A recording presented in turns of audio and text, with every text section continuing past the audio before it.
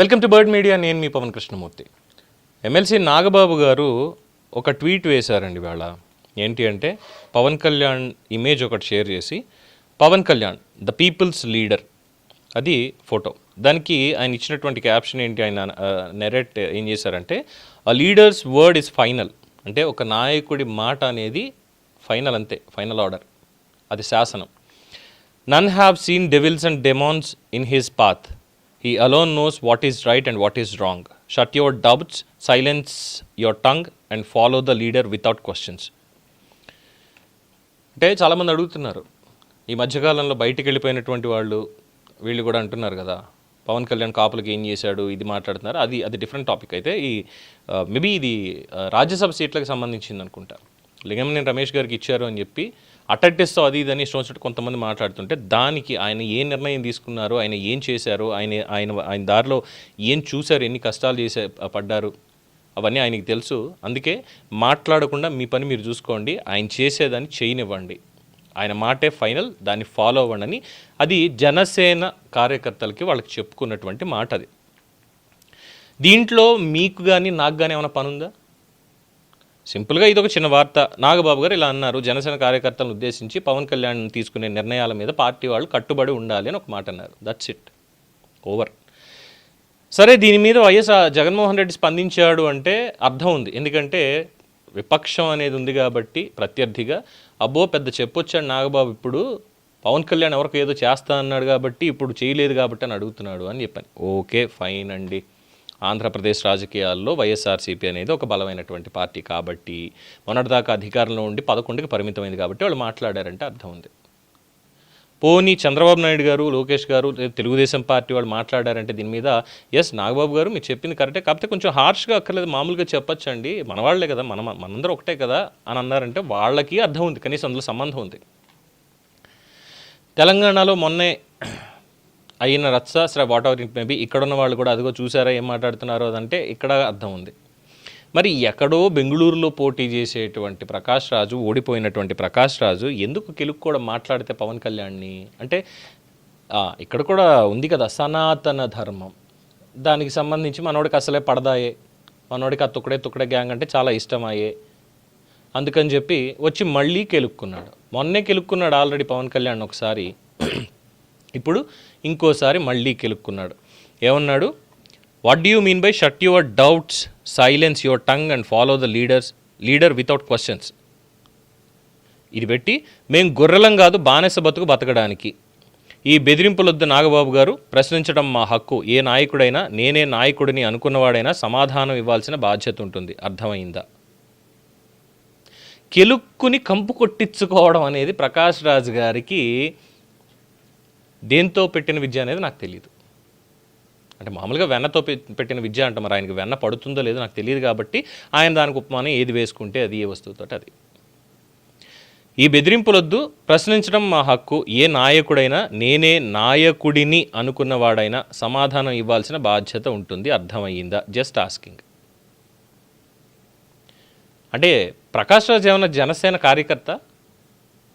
అడిగితే ఏమైనా ఉంటే జనసేన కార్యకర్తలు నాగబాబు గారిని అడగాలి, నాగబాబు గారు తప్పండి, మనందరం ఒక ఫ్యామిలీలో ఉన్నాం, లేదు ఆయన చేసిన దాంట్లో మాకు ఇది తప్పు అనిపించిందా, లేదు ఇది పొరపాటు అనిపించిందా, లేదు ఇది అనుమానం ఉందా, మేము అడుగుతాం, అది మా నాయకుడు కాబట్టి మేము అడుగుతాం, మాకు హక్కు ఉందని వాళ్ళు అంటే అర్థం ఉంది.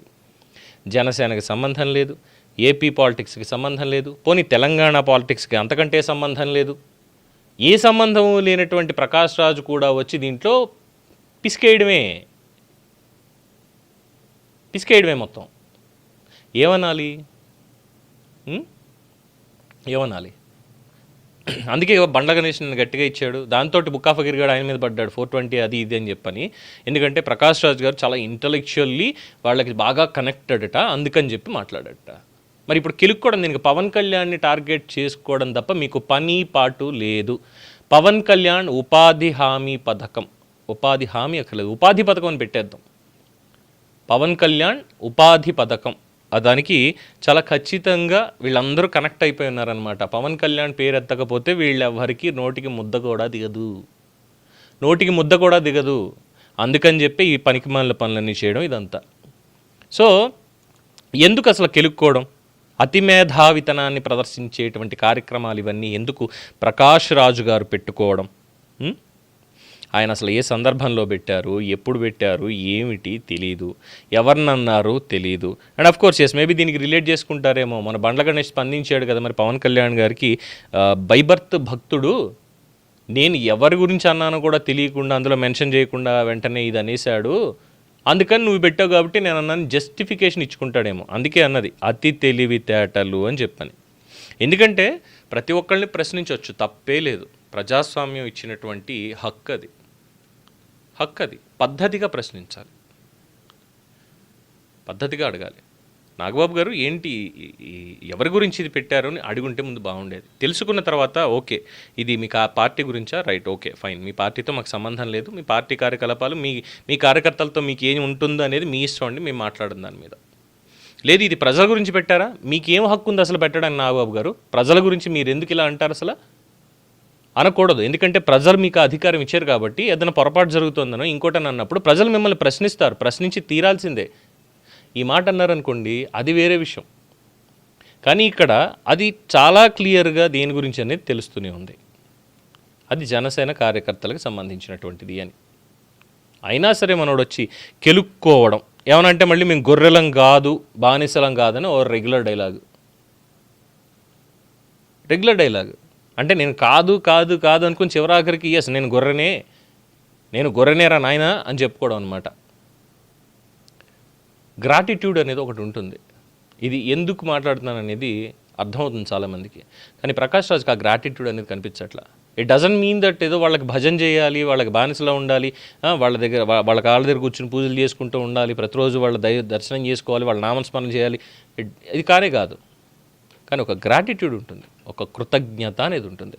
ఆ కృతజ్ఞత లేకుండా కృతజ్ఞుడిగా మిగిలిపోయి ఈరోజు మళ్ళీ కెలుక్కుని మరి గొర్రెలైపోతున్నారనమాట.